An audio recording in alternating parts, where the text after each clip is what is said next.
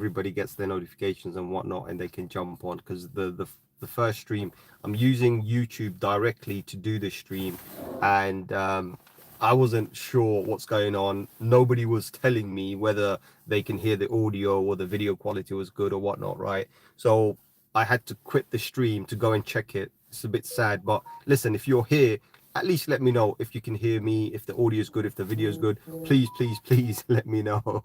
Right? Faisal says salam, bro. Thank you. Salam, my brother.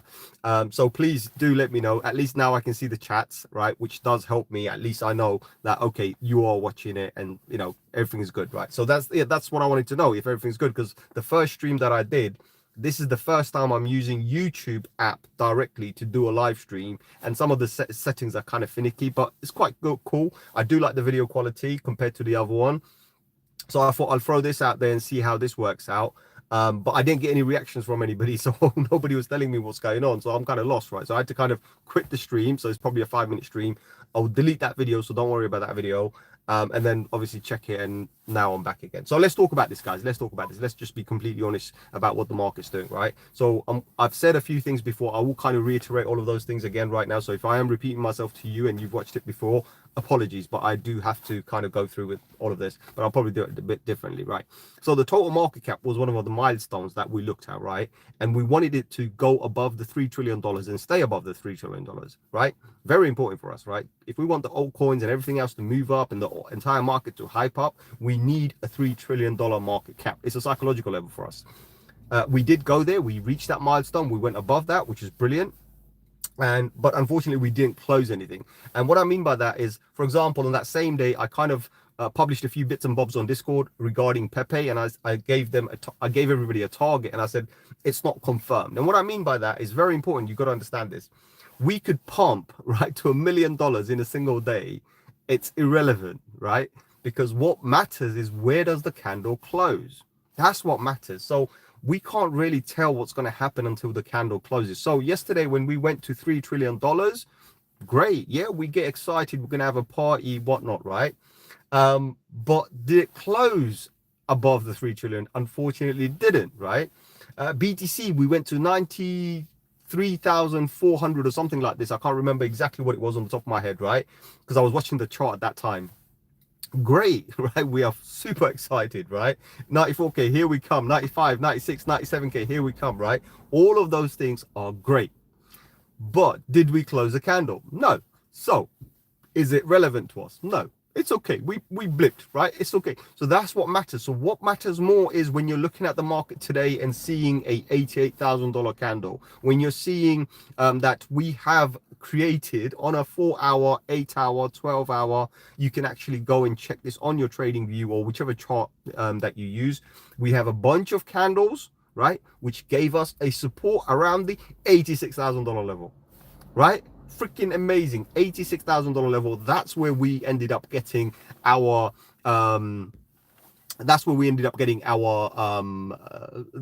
support.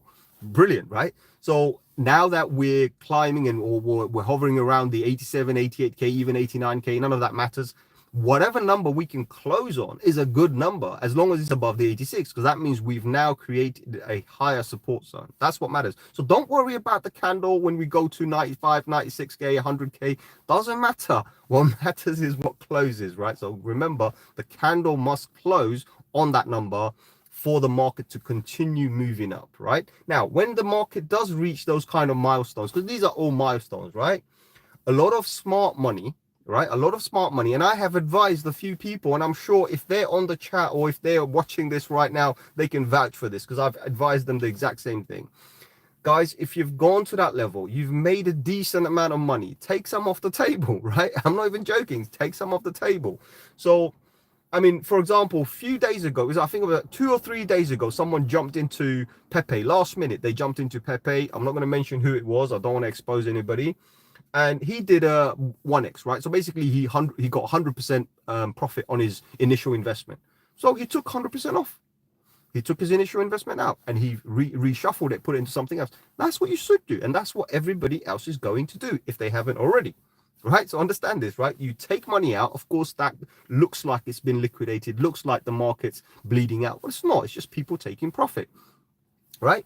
Of course, if the market up, if everybody's pulling out completely, then you will see the reaction. You will see a 10, 15, 20, 30%. If we had a massive liquidation event, right, where people are super bullish and they done a super long or whatever they did, right, and basically being reckless, right, you would see that kind of a reflection in the market, how the market pulls back so much. Like we could have went from $93,000 all the way to like $73,000. That's the kind of effect we will see, because percentage matters, right? Like for example, when we were at 10K, right, 10% was only 1K, but when you're at 90K, 10% is 9K. Think about that. So perspective matters, right? So percentage and perspective kind of come together, right? So that's the kind of situation you have to understand, where the way the market is working right now, people are just taking some profits out. They've done really well. A lot of people have done a few longs. In fact, I just got stopped out, right? So I don't know if many of you guys noticed, right? I published something on Discord and I mentioned a whole bunch of coins. I think it was about 4 or 5 coins, and I said I'm going to open a trade on them, right? And I'm going to go long on them. So I did mention specific coins that I'm going to go long on, and I had them on long, and I had a trailing stop on. And when the market bled out, it kind of stopped me out, which is great because I still kept the profit. So I'm okay. Do you know what I mean? So those are the kind of things that will happen. There are some things people are taking profits manually, others are going to get stopped out, like myself. But did we bleed out? No, we actually took the profit. That's the key here. So the key takeaway here is everybody's been kind of being cautious, like especially the smart money is being cautious, and it's like, who's going to pull out first, right? We're all putting money down. We're all putting money down. Who's going to grab this first, right? That's what it is. So end of the day, everybody's taking small percentage off and then moving forward with that. So that's what I'm seeing right now. Talking about Pepe is doing fantastic. Last few days, Pepe is doing fantastic. In fact, today, all day, Pepe's held very strong. And I have given a hypothetical number earlier on, and I said it was between 0.000029 to 0.000036. That's the number that I'm looking at if we do push forward, right? And it's in price discovery mode, just like everything else. BTC is in a price discovery mode. So if someone turns around and says, oh, BTC is going to do this, we don't know what's going to do. It's in price discovery. It's been in price discovery since $78,000. Right? Let's just be honest about what's really going on here, right? BTC is in price discovery. The only ones that haven't caught up, Ethereum, Solana, and this and that, they haven't done anything, right? The BTC has done its thing. It's in price discovery. What has Ethereum done? Nothing. So Ethereum, we can start predicting and saying, okay, Ethereum needs to do this, if this, then that, right? We can start saying things like this. But so far with BTC and everything, we can't really say anything. Everything's going to be hypothetical, right? If we turn around and say, oh, tomorrow we're going to go to 200K, it's hypothetical, right? Because we don't know what's going to happen. It's in price discovery mode. Anything could happen right now. But your best friend is going to be a stop loss, right? Whether you set it up 5%, 10%, whatever your delta is, it's up to you. But your best friend is going to be your stop loss, right? And you can trade this all day long. You can move up all the way. Yes, honestly, I'm not even joking. XRP looks fantastic. Hence why, even though XRP was sitting at 70, I think it was 73 cents or something like this when I published that thing on Discord. I mentioned that XRP 120 something, didn't I? I said 120 something. So I'm always saying double that. So I'm saying we've got a potential to do a 70, 80% from here, because the push could come in, right? It's all about basically that money being made in BTC. So people have gone in, made money with BTC, and now they're going to shuffle that profit into something else, right? So that's what you got to understand. 83 cents, there you go. So we've moved up to 83 cents now, and it's not far. So 83 cents to 120 something, it's not far at all. So that's a number we're looking at, and that particular number I gave, I think it was a 120 or 125, something like this. There is a nice little resistance there, and I think we can break past that resistance. And once we do, then as I mentioned again on Discord, and always say the truth is out there. By the way, guys, those of you who don't know me, my name is Sham, this is 0x5, and I always say the truth is always out there, because I have left crumbs in either Discord or here on YouTube live streams and normal videos as well, where you can come back and say, well, this guy said this on that particular day, and then you'll see the reaction afterwards, right? So I stand by what I say, right? I'm accountable for everything I say, other than the fact that I do not give any financial advice. So please do understand, I am not a financial advisor. Whatever you do with your money is up to you, okay? So don't blame me for it later on. But I am the guy who is the doom and gloom, right? So while everybody's hyping the market, I'm trying to keep everybody calm and trying to ground everybody and say, guys, understand this, right? Just because everybody's now decided that they got wings and they're going to fly, right? Let me put a string on you and pull you back down, because end of the day, what you got to understand is, we're still normal apes, and we're still going to be here. So Faisal says BTC done quite well. Why is this chat so stupid for? Done quite well, quite strong. Do you see it cooling off yet? This is the cool off. This is the cool off, right? If we're expecting anything bigger than this, right? If you're expecting anything south of the 80, right? Let's just say south of 80, you might as well give up, right? And just say, do you know what? Forget it. Dominance, yes. Now, dominance, dominance. A lot of people, I think, get dominance, the whole thing about the dominance wrong. BTC can be $200,000 a coin, and the dominance can be 10%. It doesn't matter. Right? Dominance can be 1%. It doesn't matter. Let me explain dominance to you. Right? We have currently about, I'm just going to, again, I don't know off the top of my head. I don't want to even look. Since we passed 1 million coins, I don't even care anymore. It's gone beyond caring, right? So let's just say we've got like, I think we've got about 3 to 4 million, if not 5 million coins out there, tokens, coins, whatever, cryptocurrency, right? Out there. And BTC is holding between 59 to 60% of the entire dominance of the total market. So understand, it's the total market. So if you bundle everything together, BTC on its own is almost 60% of the entire global cryptocurrency market. That's every single shitcoin, scam coin, dead coin, whatever coin that is in existence. It owns 60%. That's all the dominance is. So the dominance can be moved away, right? For example, the market share. So you take the market share. So the way the dominance is working is, imagine right now, today, right now I'm looking at it, it's $2.86 trillion. If it's 60% of that, right? So that's the fund, BTC is worth 60% of that. That's the only dominance. So if all of a sudden Ethereum decides to be a 10K a coin, then you take the total valuation of Ethereum, put it into where the market is right now, and then now you have a different level of dominance. Dominance doesn't matter. But of course, that is a little bit of an indicator, a little bit of an evidence that the alts are moving. So when the BTC dominance starts to drop 40, no, I would say 40 is a good number, right? But say 50, 40, 30, even lower, right? So the lower BTC dominance goes, the higher your altcoins are going to be valued. That's all it is. It has nothing to do with the market or the structure, right? It's just basically telling you that currently BTC is worth a lot more than everybody else. That's all it is, right? You know, left or the right, which one is better valued? That's all it is. So like if you take the number of BTC available right now, the valuation is 60% of the market. Simple as that, right? I think I didn't have to go on a long wind for that one, but that's what it is. Thank you, brother. That's pretty simple. That's all it is. There's nothing to be concerned about. So whenever someone talks about dominance, ignore it. It's nothing, absolutely nothing, right? It's just a market share. That's all it is. But yes, so Ethereum, like, let's talk about Ethereum. Ethereum is being very disappointing, and I've been talking about Ethereum for almost 3-4 months, if not longer right now, and I've been constantly telling everybody how disappointed I am with Ethereum. It's on, the trend is secure, right? So it's on an upward trend on a major timeline, right? So on a very big, large time scale, it is definitely on an uptrend.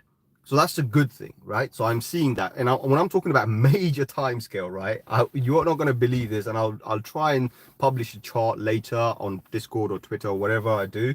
But I have a line on my chart, right, which is from the beginning.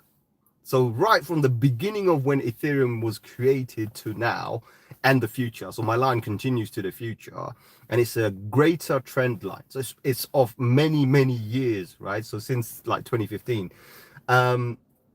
And we're holding that. So that's a trend, global, major trend that we're holding, which I put a line on just as a hypothetical reason. I was like, right, what if we can stay on this trend? What's the probability of us playing around this line? And so far it's held.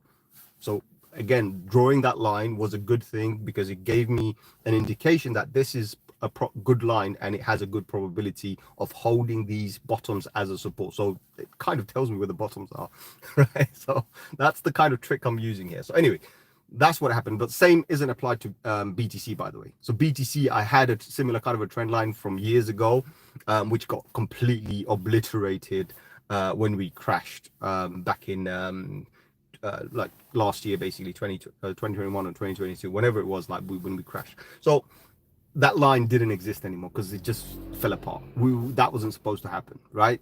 So it changed my whole methodology. And I was like, oh, okay, fine, look, forget it, right? And I'm sure people like Plan B and ETC, the other guys out there, they also had a similar kind of an issue with their charts as well, because your chart is supposed to follow a particular path. There's a specific maths that you use, and it says that's the trend that it will always follow, right?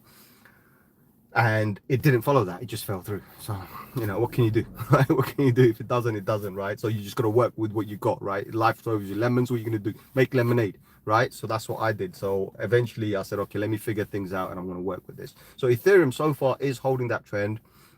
It's a good thing, but I need Ethereum to move above the $3,500 level.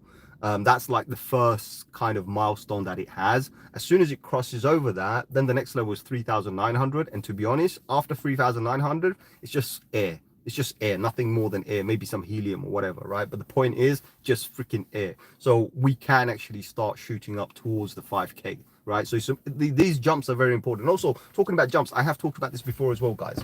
Sometimes when I'm doing the maths, right, I have explained this, that I'm actually using, like, obviously I'm doing my percentage, I'm doing my Fibonacci's, but one other thing I'm also doing as well, just I'm not relying on Fibonacci and just percentage, right?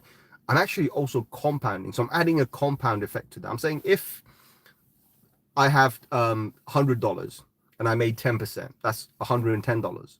But if I take the entire $110 now and I make another 10%, then it's actually now going to be $121. Does that make sense, right? Because I'm compounding. So even though I'm making 10%, it's now adding extra. So there's this very small margin that's being added.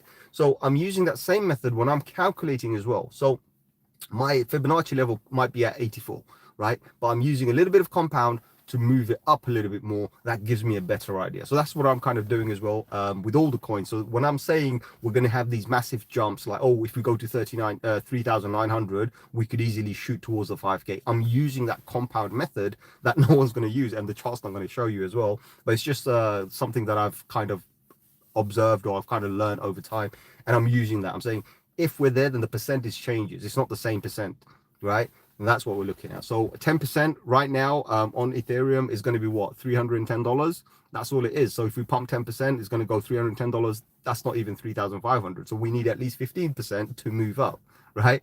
But as soon as we're at 3,500, then 10% is $350. It doesn't take long for us to get to 3,900. Does that make sense? So there's these kind of weird maths that I do. It doesn't make sense to everybody. I mean, I do teach that to some people, but it's just my way of doing things. So I'm kind of breaking it down here. Take it if you want, right?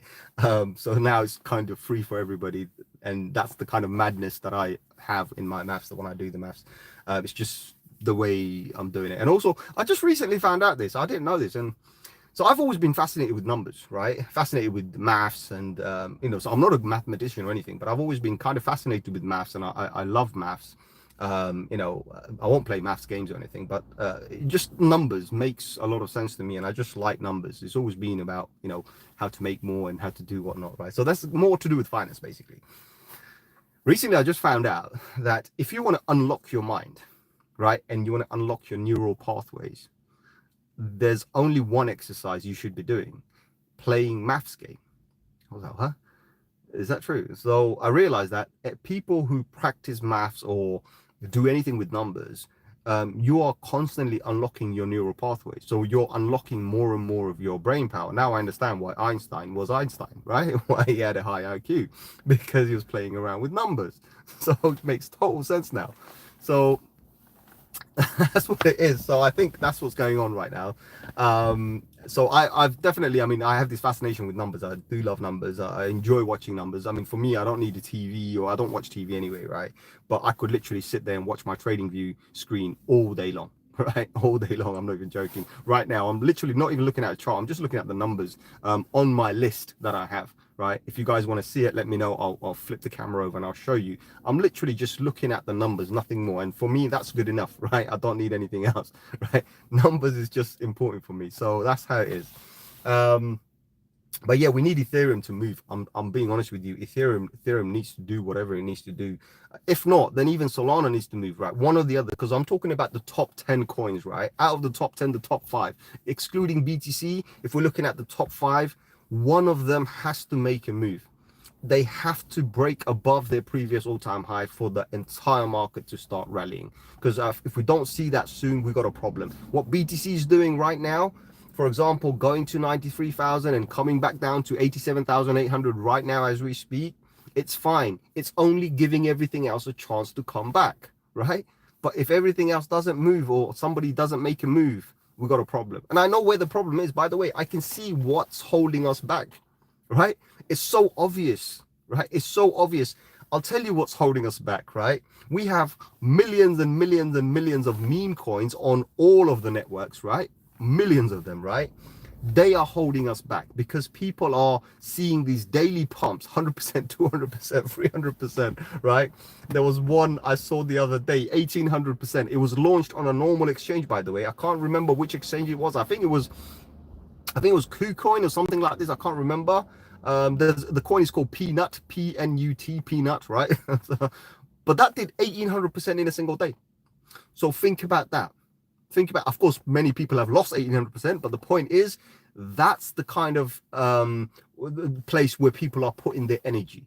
And that's so obvious why we're not pumping the big boys, the legacy coins, right? Because the legacy coins have to start moving. Faisal says, any early this okay, I don't like this chat because it just disappears like within a second or so. Any early no, I can't even read it. Any early thoughts on market cap this cycle? 10, 12, less? To be honest, with the 4 or 5 million coins that we have, million with an M, right? Capital M, right? 4 million. Let's just stick with 4 million. With 4 million coins that we have now, this market cap should be somewhere around 20 trillion. I'm not even joking. It should be around 20 trillion. Bitcoin's dominance should be around 10%. That's where we should be because of all the big pumps we're having. But that's not the reality, right? What we're seeing is basically some coins showing these massive pumps, and then people are cashing it back into the coin that they use. So say it's a Solana, then people are exchanging it back for the Solana. And that's just happening. Basically, there's no fresh coins being bought and held. It's just exchanging hands. So for example, you have this awesome coin and your coin is called awesome, and I decide to come in and buy it with say 1 Ethereum, right? I hold that Ethereum already, so I never bought a fresh Ethereum. That's the problem here. So I never bought a fresh Ethereum. So what I've done is I've gone to the market and I've bought your awesome coin, right?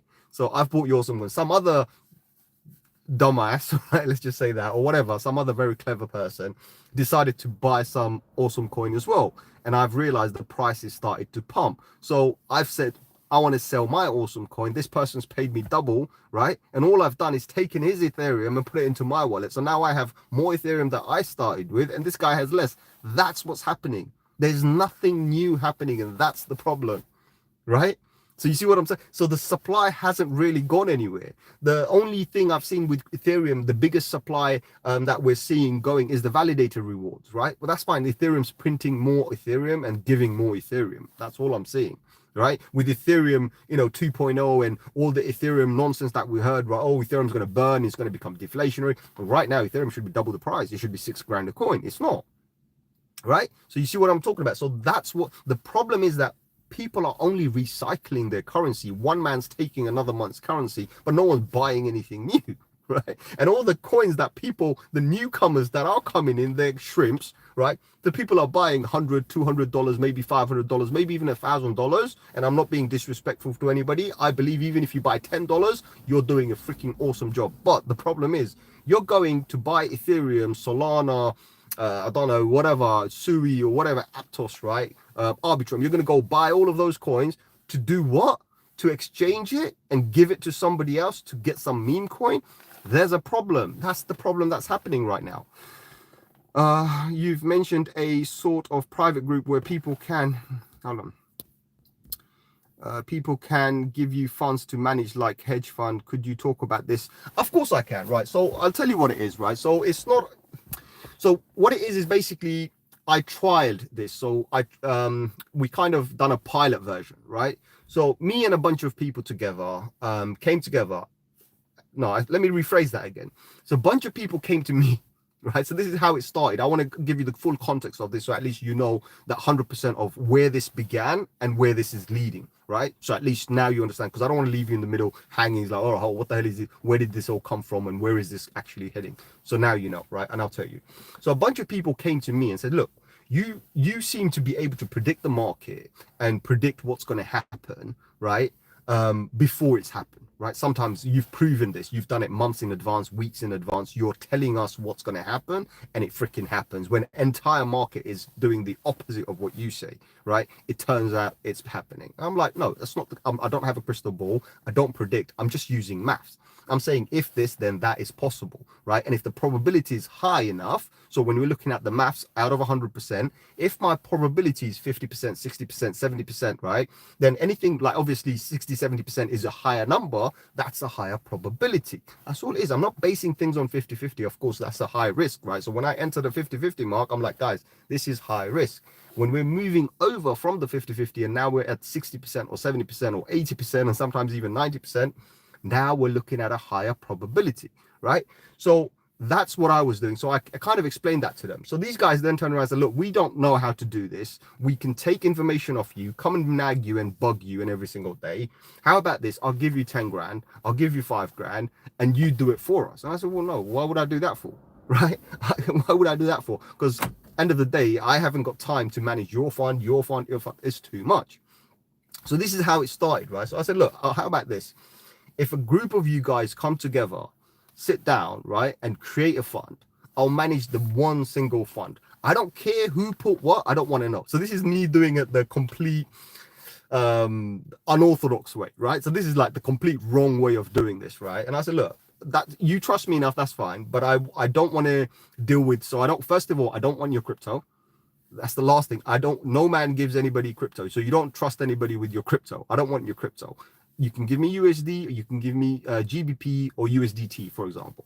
So anything that's fiat backed, I'll deal with that. So you give me a fiat and I'll deal with that. That's not a problem. So that's how we kind of started. And originally started with like 5K each and this and that. And 4 or 5 people come together, a nice little pool. And we played this. And we played this specially. I see Bubble, also my brother. Nice to see you. So we played this with small numbers, even when we were bleeding. So the point I was making at that time, I was, I wasn't making a point, but I've kind of proved to them. I said, look, even when we're bleeding, we can still make money. As long as we know we're going to bleed, we can short the market. And as long as we know we're going to go up and we can make the thing. And I started playing it, but I was focusing on very small percentage. So I said to them, I said, guys, whatever you understand, crypto is volatile, right? It does, 50% in a single day, or can even do 100% in a single day. I don't want you to focus on that. Because if you focus on that, then you're going to get wrecked and I'm going to wreck you. And I don't want to take responsibility like that. So I kind of toned it down. I said, look, how about we focus on very small percentage? All right. How about we, KR, come on chat, bro.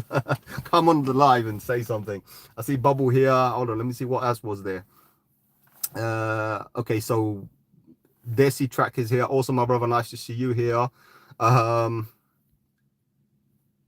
Once F finally breaks and pumps. I definitely think F definitely is a move. But let's continue with this, right? So I did this pilot version, and through the pilot version, the target, right, was between if I can make on average. So even though I was doing it every week, but the average was like per day. So the target was 1% a day. That's what we're going to try and make. If we can make 1% a day, it's okay. Every other day, we could afford to lose 1%. So the goal was, all right, we want to do 7 days on average. If we do 7 days or 14 days pilot, or do 1 month pilots, just say 1 month pilot. We actually did a lot more, but I'm just going to give you a rough example. I don't want to disclose the exact number of days we did the pilot, but say 30 days, we got to make 30%.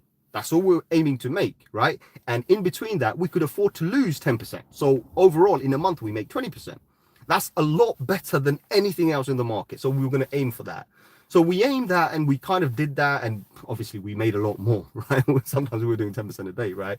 So it's crypto. Of course you do that. But then, I kind of took a step back and I said, well, hold on, this is very much similar to how the traditional markets work, how the hedge funds or the venture capital funds work, right? But I want to explore something different because this is easy, right? Doing crypto is the easy part. You know, you don't even have to trade it, right? Believe it or not, you don't even have to trade it. If you got 10, 20K, put it in a bank or whatever, put it in an exchange and I'll tell you when to buy. Just buy the damn thing, sit on it, right? And then just exit when I tell you to exit. And boom, you made yourself 30, 40, 50%. Why do you want to do the hard work, right? So I said, how about something more stable, more longevity, right? Something that looks at something bigger. So the bigger picture, right? And the bigger picture for me was, I looked at it, I said, I don't want to just do crypto because that's volatile. Yes, it's risky. Yes, it's good. Yes, some people it's easy. Some people it's very hard, but nothing is guaranteed. And you could easily lose all of it. So there's no such thing as a 100% pro trader who can guarantee you everything. There's no guarantees, right?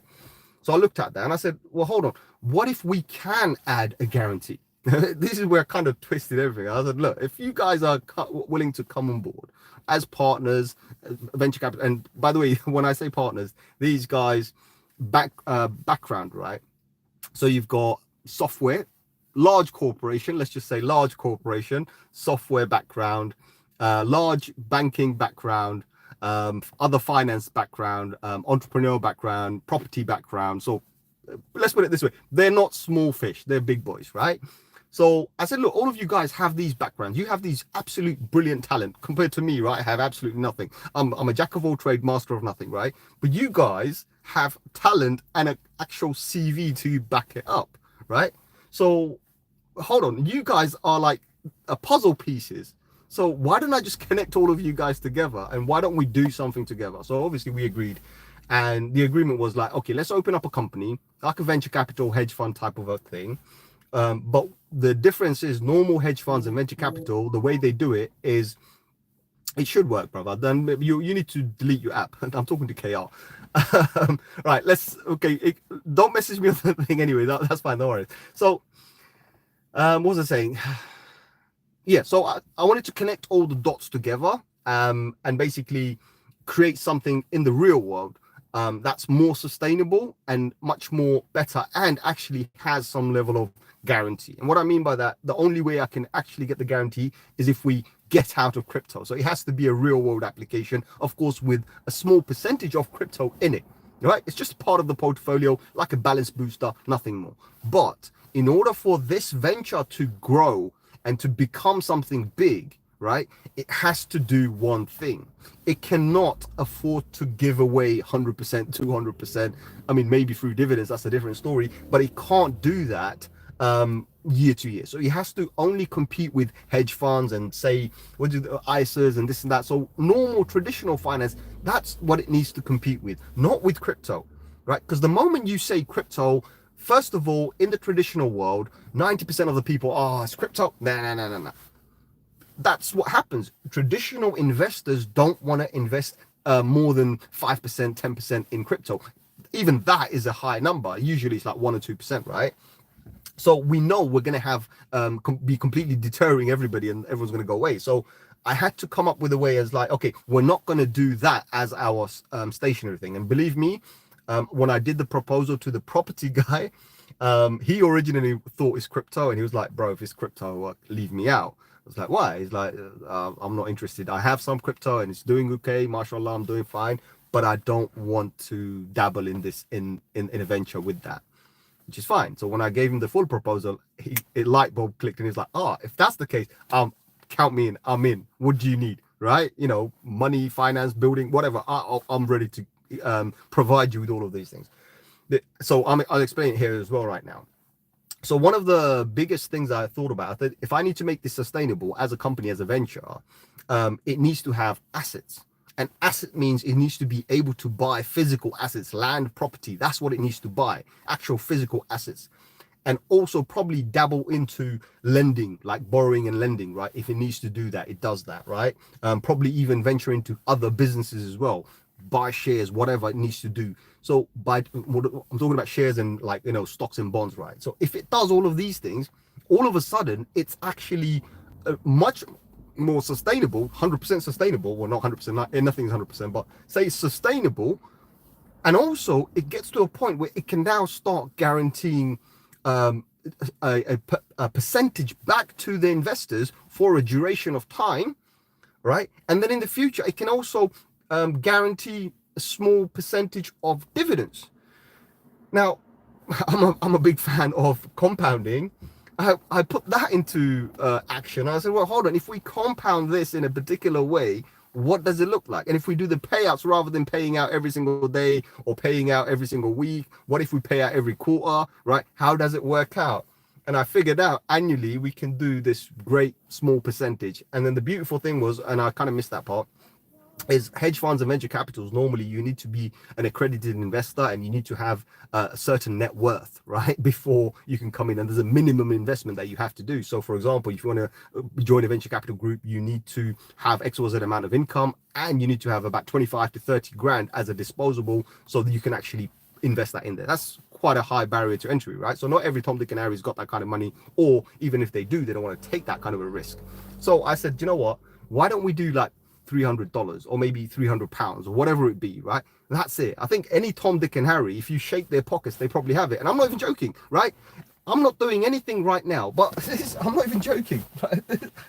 I'm not even joking. Look, I can assure you that this is easily a couple £100. It's just sitting in my pocket, right? So what I'm trying to say is the people that I know, right, they'll have this kind of money just sitting in their pocket. I said, look, this is pocket money, pocket change, a day's money. So if everybody like people I know has about 250, 300 pounds, right? It's nothing. So you're not really risking much. And that is where the light bulbs started popping for everybody. What?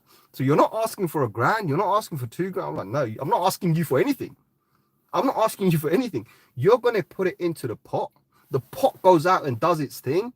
Pot pays out. Right, it does its thing, and that thing pays out to the pot, and everybody splits the profit from the pot.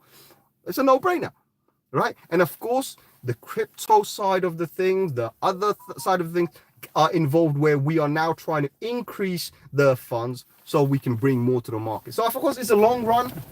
I mean, I want to move forward with it, but there's a lot of how would I say this? There's a lot of regulations and a lot of barriers that we have to, a lot of red tape, right, that you have to go through if you want to establish this as a legal UK business, right? One of the things is, as soon as we used the word guarantee, we have to have a certain level of deposit, right, that we have to give to the FCA, right, Financial Conduct Authority, right?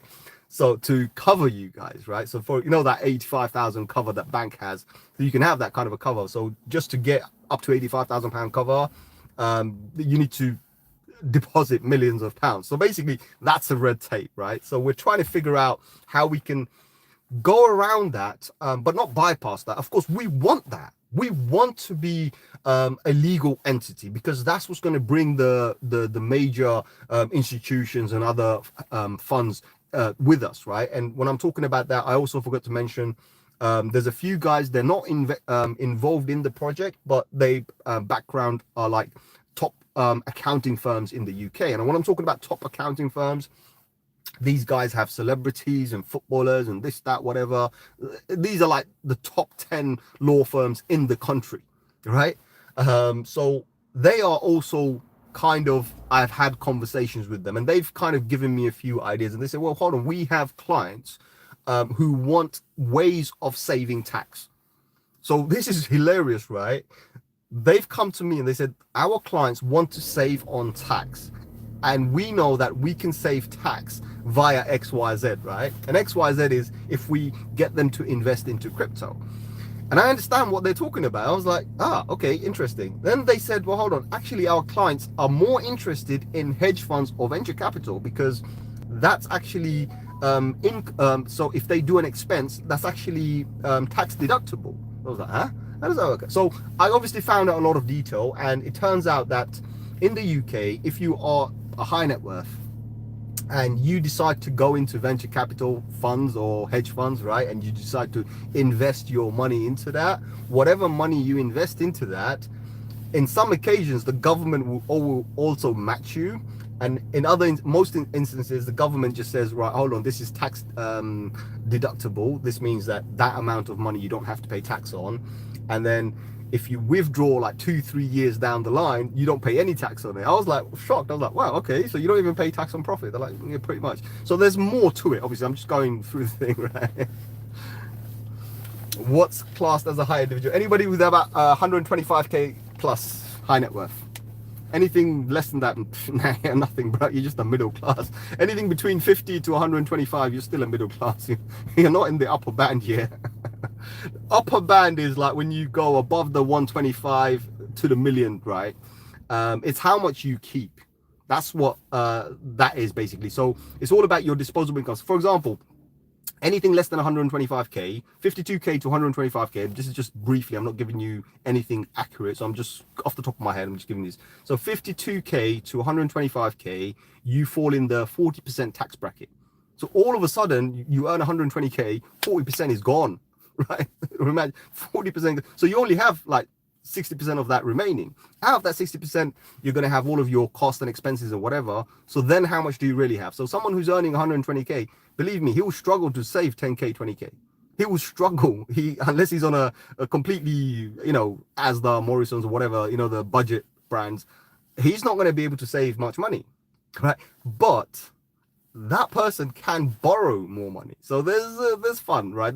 Believe me, I love finance. As I said, I love numbers, right? And you know, getting to know a lot of these guys and a lot of these people around the globe, and my local as well, and being, you know, who I am and what I do, right? And I'm very passionate about crypto, and you know, been quite fortunate that I've been asked to come and like consult one or two people. This started in the beginning, so asked to consult one or two people, and then made a few friends, and then they kind of shared with other people, and then getting to the point where I've had accountants and lawyers, no, not lawyers actually, accountants and bankers contact me and say, would you like to come and advise us on what we need to do? And it's not business sided, by the way, it's personal stuff, right? But obviously there's probably some business stuff there as well, which is quite nice. And I've made good friends, like, you know, I've got phone numbers of good friends, and I'm talking about directors of branches in the UK. So I don't know if they're global directors, but branches in the UK, some of the top banks, and other managers and whatnot, right? So it's quite, I'm not talking about local branch, guys. I'm not talking about local branch, right? I'm talking about the UK section, these directors. So these are top boys, right? So yeah, not talking about a branch manager. Believe me, I don't go into the banks, and I don't deal with bank managers. It's what we do is above their pay grade. But what I'm trying to say is, I've been fortunate enough to meet these people, and by sharing some of my insights, I was able to get a lot more out of them. Does that make sense, right? So sometimes when I have a meeting for 2 hours, right? You know, I've been asked to come for a meeting, and my prices are reasonable, right? And very cheap, dirt cheap as well, right? Because I'm not trying to rip anyone off. I'm not like, I've seen, for example, one of my mates, he does consulting as well, and he does a different type of consulting, and every time he goes to consult someone, that's 20-30 grand. I'm like, what the hell, dude? And people pay, but I understand what he's doing. So his job allows him to charge people 20-30 grand per session, right? You know, but he's dealing with companies who are about to make a deal that's going to make them 3 million, 4 million pounds, right? So 20 grand is nothing. If you do the maths, 20 grand is nothing. And I'm here teaching people on a personal level, so it's a whole different thing. So, but you know, we can have a session, and then all of a sudden it could last 3 hours, 4 hours. Of course, I'm getting paid for that, but I get a lot of insight into some of the stuff that I would have never known, right? Especially like the accounting. Believe me, accountants will never ever tell you as a client what to do, right? Unless you're paying them big bucks. You pay them 20, 30, 40, 50 grand. Probably, yeah, I think you have to go at least about the 20 grand a year bracket. Then they will tell you the secrets, right? How you can actually save money, how you can actually not pay tax, and how you can actually profit from the tax that you would have paid. And it's just weird. It's like, what the hell? It's mind-boggling. I was like, wow, okay, so that's how people actually make money, right? In fact, the best way to make money is to have no money. Let me explain, right? Let me explain, right? If you want to be a millionaire and you're earning £1 million, you need to be in a debt for £2 million. That's all I'm going to say, right?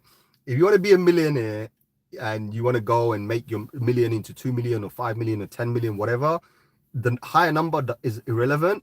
But what you need to be is in debt. Your debt is going to be what's going to make you the money. So similar way, this whole venture so let's go back to the venture, right? This whole venture is all based on taking small funds from people, right? But when you accumulate this, the small fund, when you combine all of the small funds, so say for example, 250 is nothing. Say 250 pounds is nothing. But if you take 250 pounds and you now have 1,000 people, all of a sudden it's 250,000. It's 250,000. It's £250,000, right? So, but that £250,000 then allows you, because you're dealing with financial institutes, allows you to borrow against that in order to buy an asset. So like, for example, a mortgage. So in simple terms, just think of it as a mortgage. So you need 20% as a mortgage. So you put 20% down for a mortgage, all of a sudden you have $1 million property or £1 million property. So your £250,000 gets you £1 million property. Easy, right? £1 million property bought right. So of course, not all properties are profitable, but you buy a property, all of a sudden that property can now start churning, right? 5 to 6% yield per year. £1 million, 5 to 6% yield. You see how much that is, right?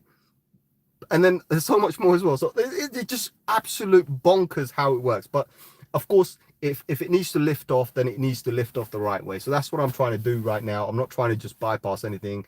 I'm trying to keep everybody friendly because I think there's a massive potential. Everybody else that I've talked to and all the big boys that I've sat down with, they all agree that there's massive potential and we can actually make this into something very big.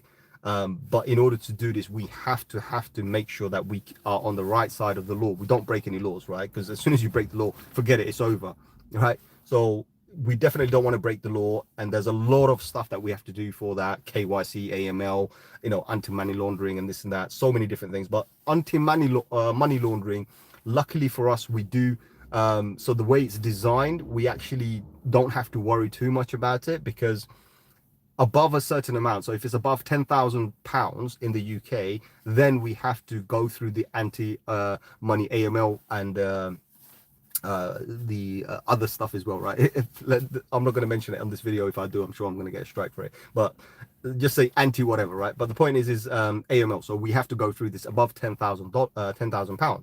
But because our bracket is £250 or £300, we don't even fall in that category. So that's one thing that we've kind of avoided just because of the way we've designed it.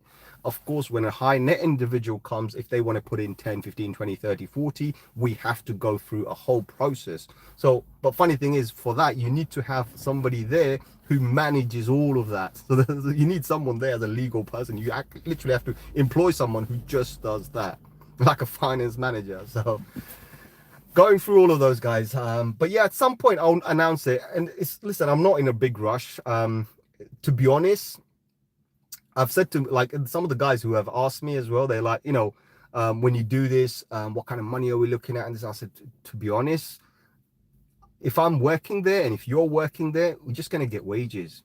Because if you focus on how much money you're going to make, because the maths is ridiculous. And I do have a white paper, by the way, right? So I have an actual piece of paper with the entire maths on it, right? Which will, it's mind-boggling, right? When you see the numbers, because a lot of people got excited with the numbers. I'm like, look, I've written the paper and these are the numbers, but don't get too excited, because the numbers are great, but you have a liability, and that liability has to be secured before you do anything else. So the only thing you are allowed to take is the wages, right? So if you are working for the company, so you decide to quit your job, you're working for the company's doing well, you get paid, right? If the company's doing even better, you get a pay rise, right? But so does all the person who have invested, they get a pay rise as well, technically like a dividend, right? And it depends on how they choose to be with you, right? But ultimately, that's what you're going to get. You're not going to make I want to make £1 million profit. No, it's not going to work like that. It doesn't work like that. So because the moment you do that, that's kind of selfish, and I'm not part of that, right? So if I'm going to do anything, I'm just going to basically create myself a job. That's all it is. And my job's going to pay me just as it would any other job. Does that make sense, right? So that's the whole intention in the beginning, hence why I'm not in a big rush. because I know if people want to make £1 million today or £2 million today, right? Let's get out there, boys. Let's do this. Let's hype this. Let's pump this, right? That's not the case. It's never been the case. In fact, most of you guys who know me on YouTube know this very, very well. It's never been the case where I've wanted anything off you guys, right? Never, ever wanted anything off you guys. You know, if you're going to throw me something out there, give me a gift or whatever, that I'll accept. That's not an issue. But other than that, I've never, ever wanted anything off you guys. And I've never, ever chased money. That's the one thing I don't do. I don't chase money. Maybe I should, but I don't. You know, but that's just me. I have this moral obligation. It's like, you know, I'm here helping out people. People come to me seeking help, and people know me in society, and you know, in real life, people know me. And this is me, by the way. So when I say real life, it's kind of irrelevant because this is the real me, right? People come to me with their problems, right? And they'll be like, bro, I'm stuck on this, or bro, I'm stuck on that, or can you help me with this, and can you help me with that? And believe me, I'll if it's in my power, if it's in my capacity, if I have the time, I'll go out there and I'll help them, right? So that's just my nature. I don't want anything off you, right? Because what I believe is quite more powerful, because I believe in karma. If I do something good for you, I'm gonna get a payment anyway.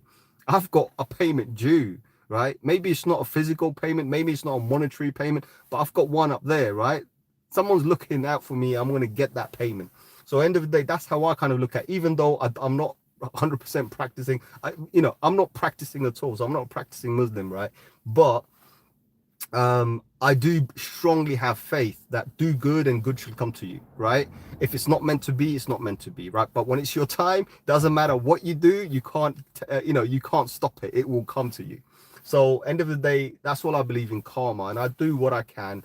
That's one of the reasons why, yes, it's a great idea, and there are some members in the community who have pushed me, bro, you should do this and this is going to be great. And yeah, it's going to be great, but I want everything in place before I actually advertise this and market this, because last thing I want is to take someone's funds or take an entire community's funds, risk it, or it's not even a risk, but invest it and do whatever, and then not be able to keep my promises because my background, or like when I mean my background, my partners or whatever, right, or the associates that I'm going to be working with, they have other ideas. No, everybody's got to be on the same page, right? Investors, the partners, the management team, the staff, everybody has to be on the same page before you move forward. So it's one of those. I mean, those of you who know me from the beginning, you probably heard of me talk about Paradexes. The Paradexes was an absolute freaking disaster. But the best thing about that was, and this is like complete honesty, whatever money was lost in Paradise, it was my own money. I didn't take a single penny off anybody. If there is anyone out there who can turn around and say, I took a single penny off you, tell me now. Because I know for a fact, I did not ask or I did not take anybody's money. That's how crazy I am, right? So I went out there, I did the whole thing myself, right? And yeah, that's a mistake I made because I shouldn't do things on my own, but I took all the risk myself, and I lost all the money myself when the developers decided to pack their bags and go, because I was paying them for like 2, 3, 4 years, paying them every other month, right? Paying them. And then they decided to pack their bags and leave. I lost that money. Did I say anything? No. Did I say, oh, panic about it and all right, I got to come back and now I got to take your money? No, I wouldn't do that. So that's the reality. Be humble. End of the day, you know what? If there's a big payment out there, it's got your name on it. It's going to come to you. It doesn't matter. It could be some random, I don't know, billionaire from Dubai or whatever, right? Just suddenly come here, for example, and just say, Sham, I just want to tip you $1 billion. You never know. You never know what God has decided for you. And I strongly believe that, right? So that's that. But anyway, as I said, look, when I see that it's a good time, I will definitely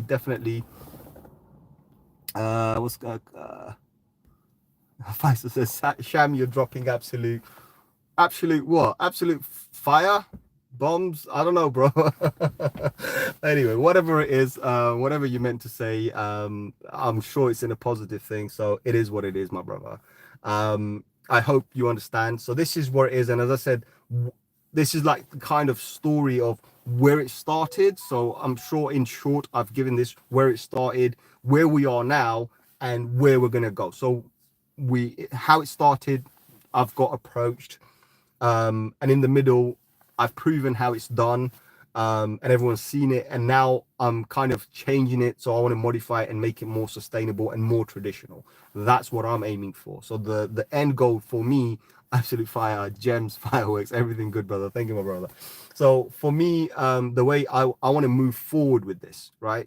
And I want this to be a sustainable thing where we can have an absolute great future from this. It's not just a one-off thing. It's like, oh, this is it. Like, believe it or not, my thought process, right? So I've done, and I'm being completely transparent here. I've worked on one entire crypto infrastructure project that was Paradox's and lost a shit ton of money there. I've created one cryptocurrency coin, which was hacked, which we did launch, and got hacked. So that one is the one that ended up taking the hacker not only took the coins and changed it for Ethereum and took the Ethereum. That's the same hacker who hacked my Ethereum as well, which I made a mistake, an error on my part. But anyway, happened. That happened, right? So that's the second project I did. In between that, I have done 3 or 4 other projects. I haven't announced any. I've just kind of made them and launched them and just left them. They didn't make anything. I didn't announce anything. I didn't advertise anything. I didn't even give any liquidity to them. Just created them. So that's that. But one thing I came to realize is after the last one got hacked, and after I personally got hacked as well, I came to realize one thing. Sorry, my throat is dry.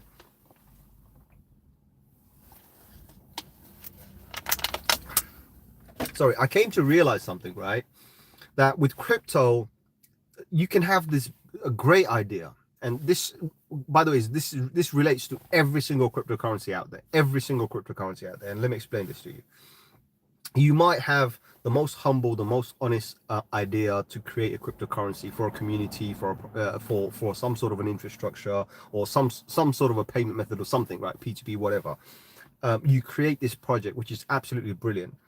But every project, right, if they don't get the massive hype or the massive investments that go into the marketing, right, they just die off. They don't live for that long. I noticed this. Some of the best projects, right, they've gone to hundreds of dollars and now they're sitting at a few dollars. Yes, people are still holding. That's the reason why they're at a few dollars, right? Or they would have completely vanished. But a few dollars, that's where they're sitting at. So these people are going to hold forever. So I realized that most cryptocurrency, unless you're an Ethereum or unless you're a BTC, which is the early ones, right? So you'll notice all the early comers, the early big projects, Binance, Ethereum, Cardano, Solana, all of the early day ones, right? They have all made it. They're all in the top 100 list, right? But the others aren't. They come and they go. They come and they go, right? So that says to me something that most crypto projects are short-lived, and ultimately the developers and the owners. So if I would create a coin, yes, I will benefit the most, right? Because I'll be selling it to you or whatever. Even if I don't sell it to you, if I hold a small portion, even if I hold 10% of the total supply, as soon as you pump the whole thing, so you guys buy and sell, it pumps up, right? I can offload and get the hell out, right? Do you know what I mean? Which is why, like, I'm not going to mention it. I was going to say something, but I'm not. I was going to say something about XRP, but I'm not. So I would still benefit. So ultimately, the biggest beneficiary for any project is the creator or the founders of the team. Simple as that. Even if the founders don't buy anything, don't hold anything, don't pay, they will still get a massive payout. Believe me, right? It's not for free. But there's a lot of investment that also goes in the background to push these forward and pump them and hype them. And that's where these things become a success. Do you know what I mean? And I don't have that. So obviously I realize that it's not going to happen. But ultimately, as I said, I will be the biggest beneficiary or probably the biggest loser. In my case, most of the time I've lost. But you be the biggest beneficiary or the biggest loser. And the people who trust you or have faith with you, they're basically, some will make money, but most will just lose end of the day. Right? That's Faisal says, say it. Okay, let me tell you this, right? So the one thing that I don't like about XRP is how the founders have a significant amount of coins in their wallets even now. So I've always said this, and I will mention this again. It's a lot more than they should have, right? So ideally, whatever they have, they need to dump at least 50% of that, if not about 80% of that, right? So I'm just, putting it out there. I would love to see XRP founders dump 50 to 80% of whatever they have in their wallet, burn it, do whatever, or give it away. For God's sake, just give it away, right? and then watch what XRP can do. Because even today, even now, even when XRP is at 20 cents, 25 cents, right? Even when it's at 83 cents, they are still dumping. These two boys are still dumping, or two or three of them, but they're still dumping. They need to stop dumping on the people, right? They've made billions out of it. By the way, I'm not even joking. They've made billions out of dumping on their holders. Come on, guys. Right, so that's one of the things what it doesn't make me happy about XRP. However, I've mentioned this very recently as well. This cycle I'm not going to do anything with XRP, but next cycle I've got a gut feeling that XRP is going to perform quite well. And also I'm kind of putting a little bit of maths in there as well, and I'm assuming that during this bull market, most of the XRP, or some of the XRP that they hold, the founders, will be dumped. Right, so now you know my secret why I want to buy XRP next season, because I've got a feeling that because these boys have been holding for a very, very long time, their hands are itching, everything's itching, they will dump a significant amount of their personal holding this season onto everybody else or whoever. And I believe that's the opportunity that I want to take, because then I know that they have less and everybody has more. I want the community to have more. Listen, if I'm wrong in any way, please tell me. I just want the community to have more coins. Is that anything wrong? Right? I don't think so. Maybe you do, but I don't think that I'm saying anything wrong here, because I just want the community to have 90%, 95% of the supply. What's wrong with that? Right? Isn't that decentralization? That's what I want, right? So that's all it is, and I see a good future if we can get to that level. So that's my XRP. I'm not having a rant or anything. I'm not having to go at anybody, and I'm sure many people who understand XRP and who understand me for my kind of morals and the justification I've given will actually understand that. Look, I'm not saying anything bad here about XRP. I just don't want the founders to have so much. I mean, you've freaking made billions already. What's wrong with you? Right? You're churning millions every other day. Right? What's wrong with you? Just let the public have the XRP. Let the public give it away, like, airdrop it to every holder, right? Make their day, for God's sake. Do what WorldCoin is doing, right? WorldCoin every month, right, drops a few coins to all of their holders every month, right? Even when it was $10, they were still dropping coins. No joke, it was $10 and they were dropping 5-6 coins into people's wallet. I'm thinking, are they mad? Because literally, if you're going to drop 5 coins for free and they're $10 each, that's $50, and you send it to 1 million people, which they have 1.3 or 1 point something million people, I don't know, last time I checked, and you're dumping it and everyone decides to sell, you're bankrupted, right? Why would you do that? But guess what? WorldCoin figured this out. The really, really desperate ones are always going to dump. Doesn't matter what happens. But the others are going to hold. I'm a holder. Right? I'm not only a holder, I'm a buyer. So I'm receiving it and I'm buying as well, and I'm a holder. So think about that, right? Even though they've been chucking $10 at me or $20 or whatever it was, right? At that time when it was like $10 a coin, it was like $50 or $60, right? I saw it, I was like, wow, okay, wow, this is quite interesting, right? But did I dump? I didn't. Do you know what I mean? Because I'm holding, and that's what I feel is going to create a better market, because it's a fairer market, it's an open market. And of course, the creator, I forgot his name, Sam Altman, the creator of WorldCoin, right?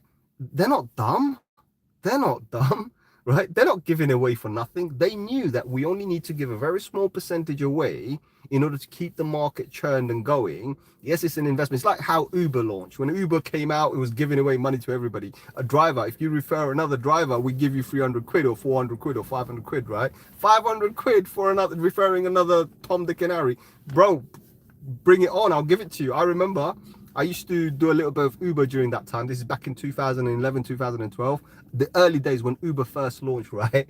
And there was this one Somalian brother. I'm not being disrespectful. He's just from Somalia, right? So I'm not referring to him with color or any race or anything, but he's from Somalia. He basically got all of his friends and family to sign up, whether they drive or not.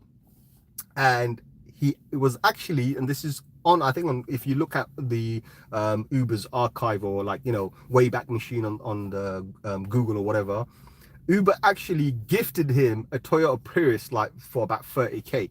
They gifted him a Prius, right? Gave him a brand new car, right?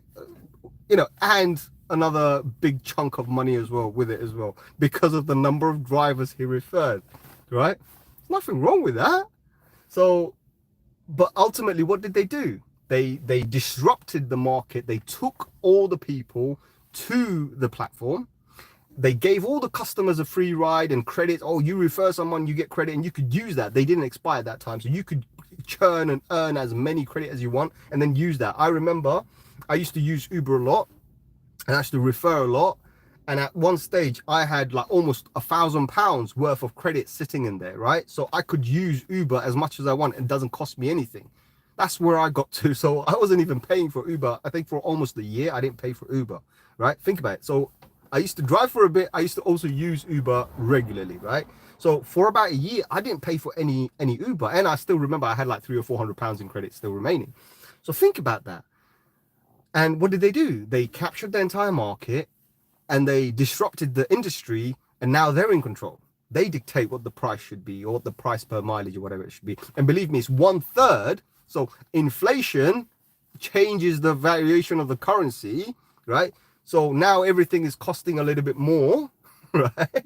Your car costs more, your petrol costs more, your insurance costs more, everything is costing more, but Uber is charging 1/3 of what we used to charge as a cab driver back in 2011. Think about that. 1/3 of what we charged, what the standard official rate was from TfL 2011. Imagine that. So that's what they've done, right? So I'm trying to use this actual factual example to what WorldCoin's doing, right? And I hope XRP can, if someone's watching from XRP, can understand where I'm coming from. Think about what it is. You have the potential. You were the number 3 coin in the freaking planet. Number 3rd coin on the planet. You had the 3rd dominance on the planet. 3rd largest dominance in the planet. What happened? What happened? If you give up your greed, you can make a lot more, right? Because now your project will be worth a lot more, right? So that's all I'm saying. If you can give to the people and the people see value in it, you can then change the entire narrative. That's how much power people have, right? It's people power. You can, as a company, you can dominate, and they are already dominating it. I mean, MoneyGram, they own MoneyGram, right? So they're already dominating the money industries, the remittance market as well. So they're already dominating that. They already have internal banking structure. The infrastructure they've set up for faster networks.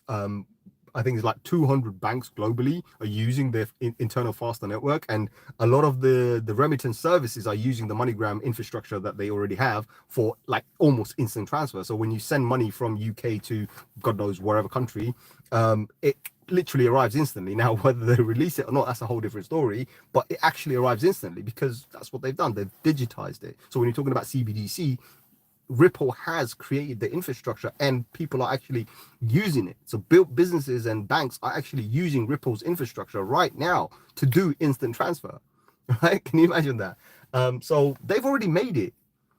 Let it go. Let this become something bigger than you. Because like right now, I think the founders are just thinking about themselves. Stop thinking about yourself. We don't care about you. Let the people have it. Right, because it will be a lot bigger. That's what I'm saying. So for me, the way I look at it, with the amount of years XRP has been around, right, I think 2013 to now, right, I think it was 2013, I can't remember off the top of my head, but I think it's 2013. But since then, XRP has been around. Right now, XRP shouldn't be at 83, 84 cents. XRP should be around $10, $15, if not $20, right? And that's just the lower end of the spectrum. I think it should be even higher, right? But what's holding it back? In my opinion, the founders.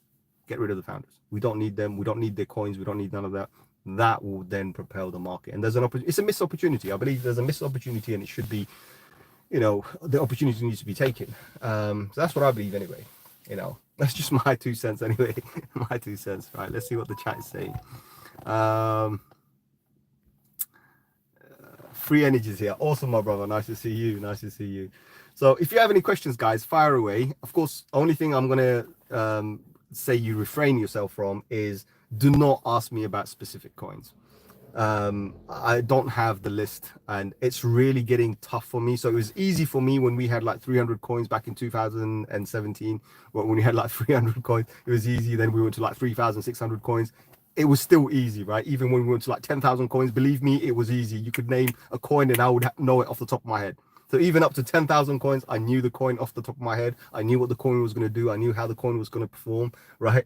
But now with 4 million coins, if someone turns around and says, have you heard of this? I think I've heard of something similar. I'm sure one letter was different or something. I don't know. I've even seen cryptocurrency projects out there. This is no joke. Exact same name. So you go to CoinMarketCap and you search for it. 10 of them come up with the exact same name. Okay, fine. I'm sure they must have different websites. No, you go to the website. Guess what? The domain name, right? So .com, .io, .ao, whatever. After the dot, that was the only difference. Everything else was exactly the same.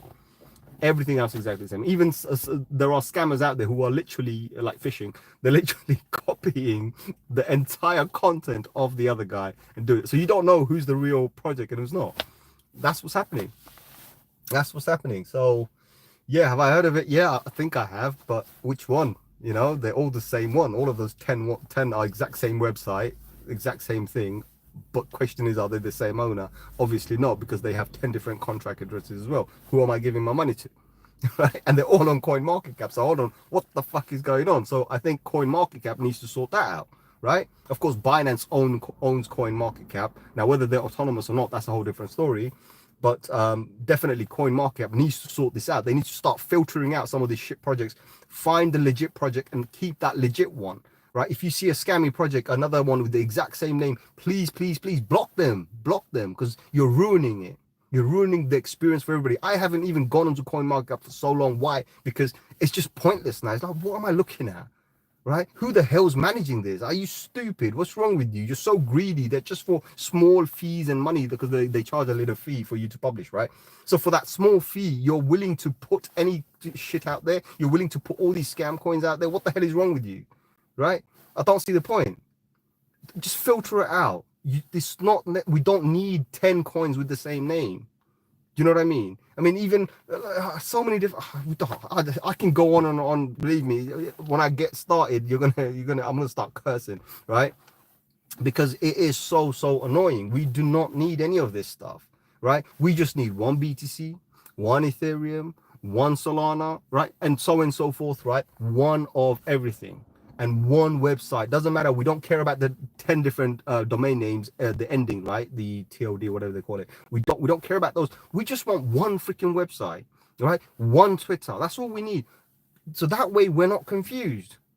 But I understand. Like, for me, coming from a business background, I understand. You want to make money. Stop thinking about yourself. If you stop thinking about yourself, you let everybody thrive. This crypto industry would thrive, right? We will be up there somewhere where, you know, there is going to be no governments, right? If we did it right? And if we do it right. And I believe there's still opportunity. We still have enough room, enough time. Probably I'll see it in my lifetime where everybody has to accept us. We should be able to. I mean, now we've come to a point where if we didn't worry about the scam projects and all of these other nonsense that's going on, as I said, like 10 coins out there with the same name, if we didn't have any of this, we could have literally had systems in place where we could be paying with crypto. Crypto would be part of our daily life, but it's not.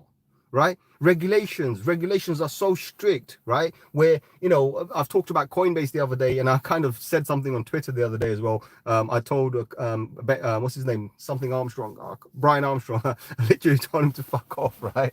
Honestly, I put the words in. I don't care. He posted something and I said, what the fuck is wrong with you?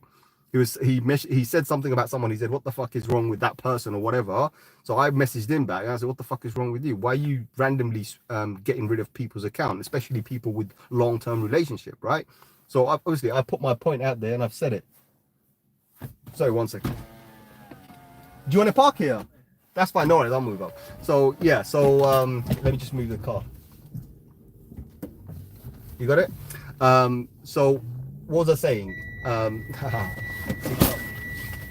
Let me move the car. So end of the day, I've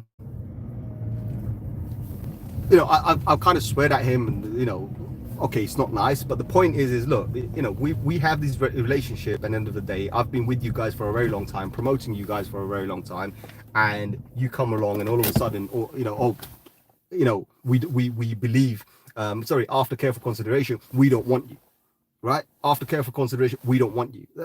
Do you know what I mean, right? So if that's the kind of a situation that you have, and I'm sure it has something to do with regulations or whatever bullshit that they have, right?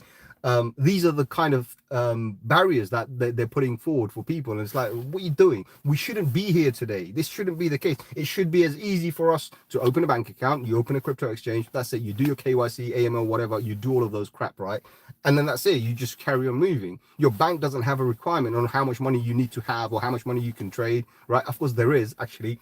So for those of you who don't know, every single high street bank account, a current account that you have for individuals, actually have an upper limit of how much money you can deposit.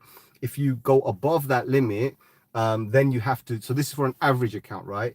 You have to apply for the higher band, right? And it all depends on how much you earn. So for example, if you're earning 120 grand, then your account will accommodate for that, right? And you can have there's a threshold. You might have a 200,000 threshold, but someone who's earning 50k, your threshold is going to be around 120,000. So anything above 120,000, they get a bit iffy about it. It's like, hold on, your account doesn't have the capacity. It's like storage space, right?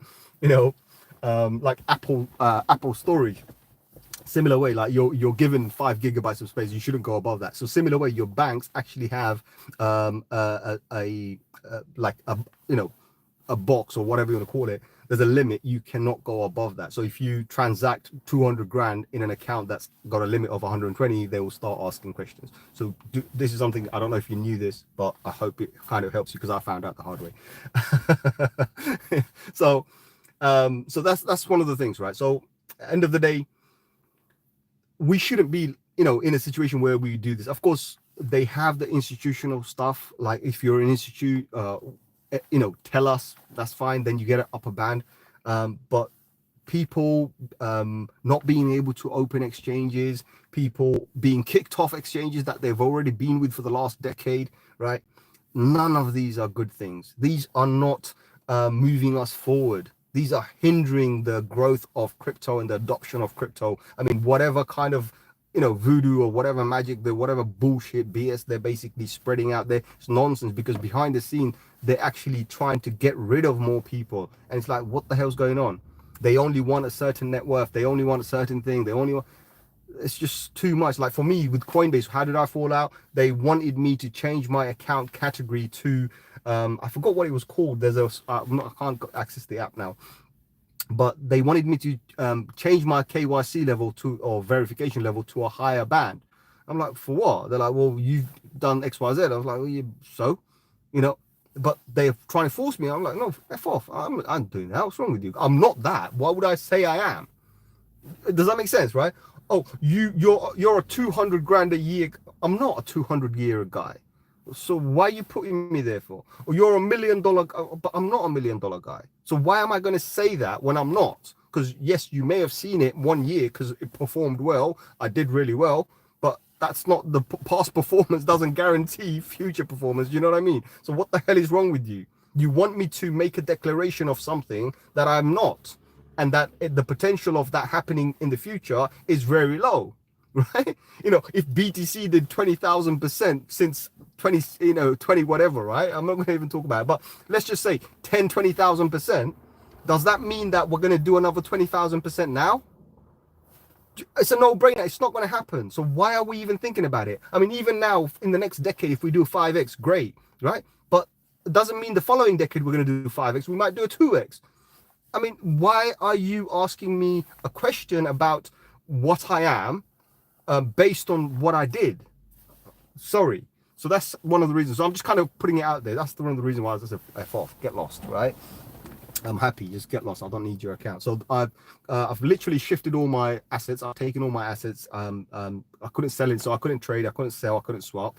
So I just had to exit everything. And there was some dust over there, like 13-14 pound dust. I was like, just keep it. If you really want to do anything, because I can't sell them, I can't do anything, I can't swap them, there's so little there, dust. you can convert it to cash. So I've emailed us, so you can convert it to cash, send it to my account. You have all my freaking bank account details there. I've got 5 of my bank account details. You got them there. You can do that, or just keep it, donate it, do whatever. So that's how I've left them, right? But it's annoying. It's annoying because, you know, when you're you know, when you're not earning, right? Say for example, you come to a situation where this year you've invested 50 grand and you've bled out, right, to 5 grand. They're not coming to you and say, oh dude, you bled out, maybe we should change your account category to a very, very high risk or very, very low income person. Do you know what I mean? They don't do that. But as soon as you make profit, oh sorry bro, we can't give you that account, you need to go into the upper tier. What? Just because I made some money, you're getting all excited now? What's wrong with you? It's not happening. It's not happening. Not with me, right? They you know, they picked on the wrong guy.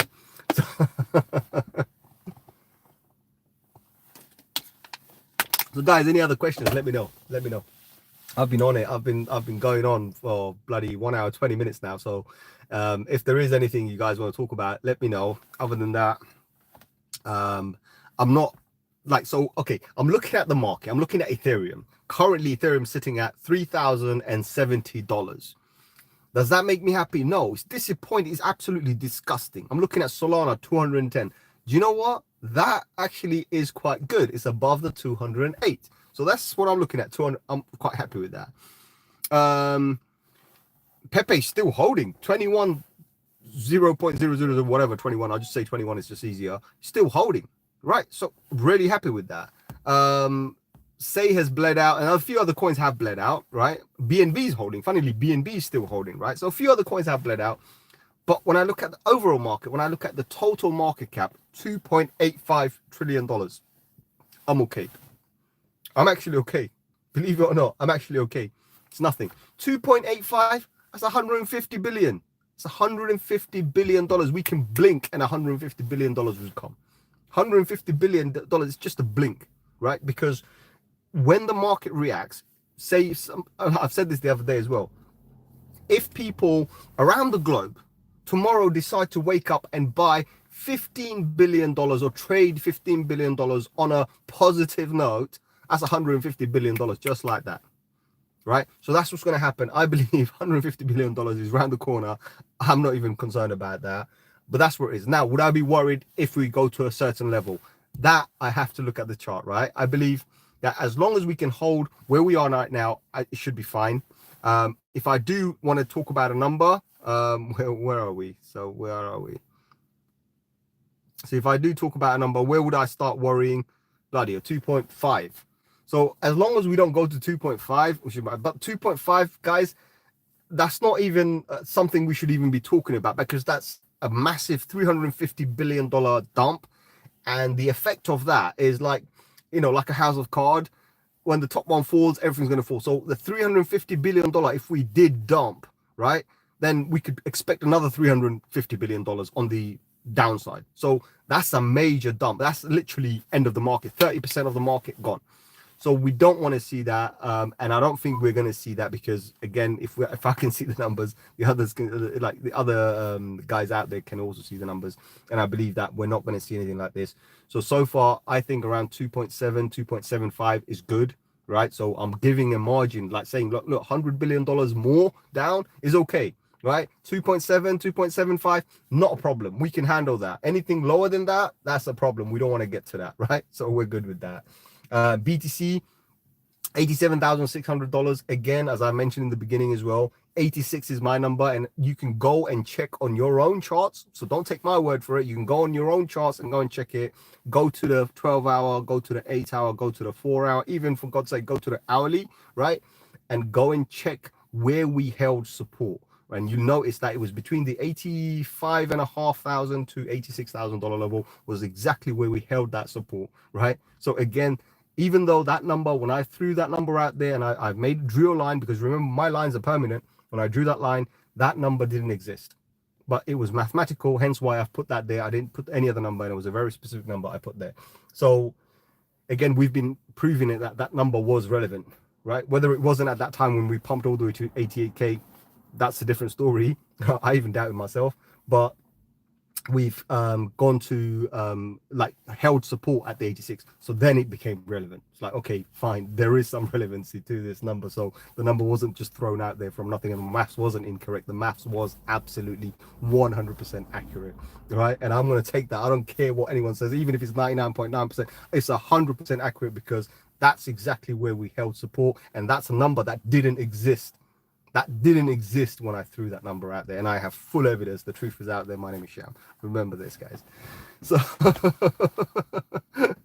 so my guys, if you have any questions for me, please fire away. I'm not sure who's. I can see 4 or 5 people on the stream right now, probably just listening to me going on about stuff. I hope I didn't offend anybody. I hope I'm not disappointing anyone, and I hope you're getting quite value off this. If not, at least some entertainment, right? So that's what matters.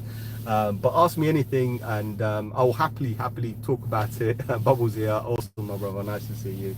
No, you're already here. I already said nice to see you. You're always here anyway. You don't miss any of my shows, so I respect that. Thank you, Bubble.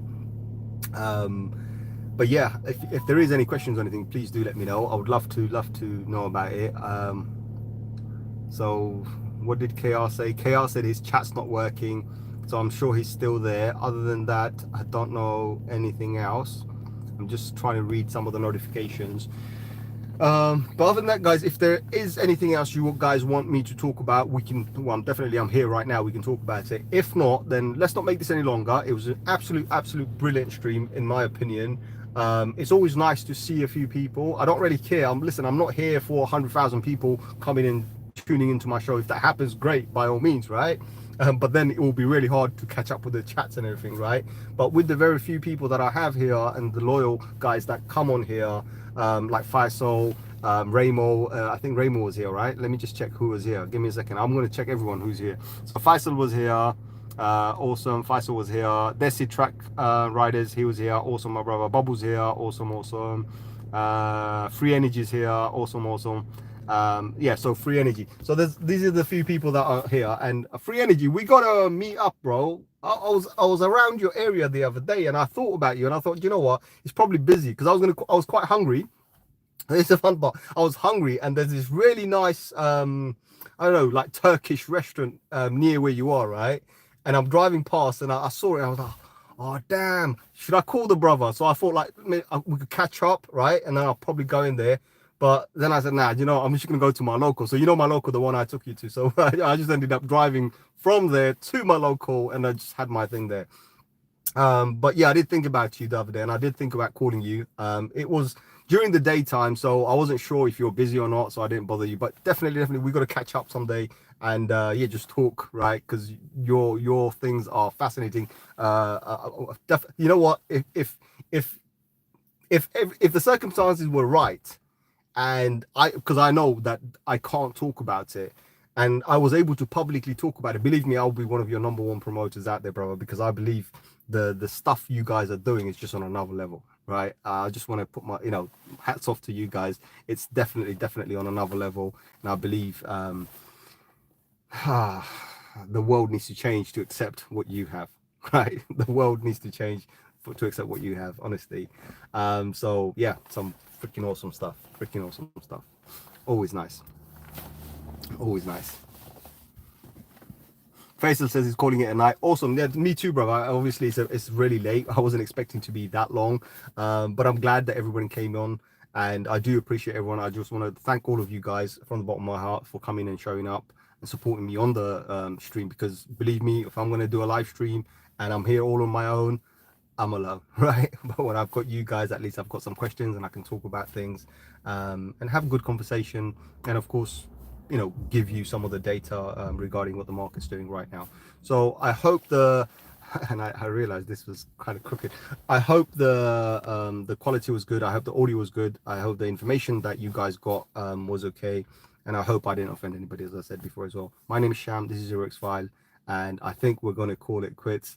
And let me catch you guys at another one very soon. And of course, if you guys are part of Discord, and I'm not plugging anything, but if you are part of Discord, let me know if you want me to do a live. And a lot of the time I am free, like randomly I could be free for an hour or two. If I am, definitely. Like today I was busy all day, and then Faisal, he turned around and he said, can you when you're going to jump on a live. And I said, well, how about 9:30, 10 o'clock? And that's exactly around that time. Anyway, I jumped on the live, right? So I could do that. Sometimes if I'm free and you guys want me to come on live, I will happily come on and talk with you guys, not an issue. And I also figured out I can actually share a specific link which allows you to come onto these live streams. That's a freaking great idea, right? So think about it. If you want to come onto the show, let me know, because I just figured out some few bits and bobs where you guys could end up coming to the show and we could have a real conversation. So this is not just a conversation, me talking to you and reading chat or trying to read chat, because this app is stupid, right? But I'm sure I'll figure things out. It's the second time I'm using it. The first time I used it was the first 5 minutes. So, and then I had to do the restream. So I'm definitely figuring things out. And I did see a function then. I was like, oh, I like that. If I could share a link and people could come in and join, which would be fantastic. And I think we can move forward from there. So, you know, it would be quite nice, right? I would love to have a nice conversation with people. Probably you can share your story, your experiences, right? Even your experiences about meeting here in this channel, right? Who's that? CMAX, hold on. CMAX 44. Yep, it's over. Sell everything. Not yet, my brother. Not yet. Not yet. Not yet. If you haven't watched it from the beginning, you probably didn't get the context of everything. But anyway, we're about to shoot off. This stream's about to end. It's been I know you are joking, my brother. I know you are. But yeah, look, absolute great stream. Thank you very much, CMAX and everybody else, for coming to the show. It's been an absolute pleasure. As I said, if you guys don't come, then I'm here on my own, which is kind of boring. Hence why I don't like to come on and do thing. But I do appreciate you guys coming over. And as I said, let me know if you guys want me to come alive. Remember, I'm not your average Joe. I'm not your average YouTuber, if that makes any sense, right? Because an average YouTuber has a specific time that he wants to come on because he needs you, right? Or he needs YouTube for his earning or whatnot. I'm not that guy, right? So I have my other stuff. So if you guys want me to come on YouTube, let me know, and I will come on call. So as soon as you guys say, right, okay, 2, 3 of you guys or 5 of you guys, and I don't care what the number is, even one of you guys turn around and say, Sham, do you want to do a live? I'll jump on a live if I've got the time, right? That's my promise to you. I will always do it for you. I'm always here for you, right? So let's just put it that way. So other than that, guys, look, it's been an absolute pleasure. Let me catch you guys on another one very soon. Adios, my amigos.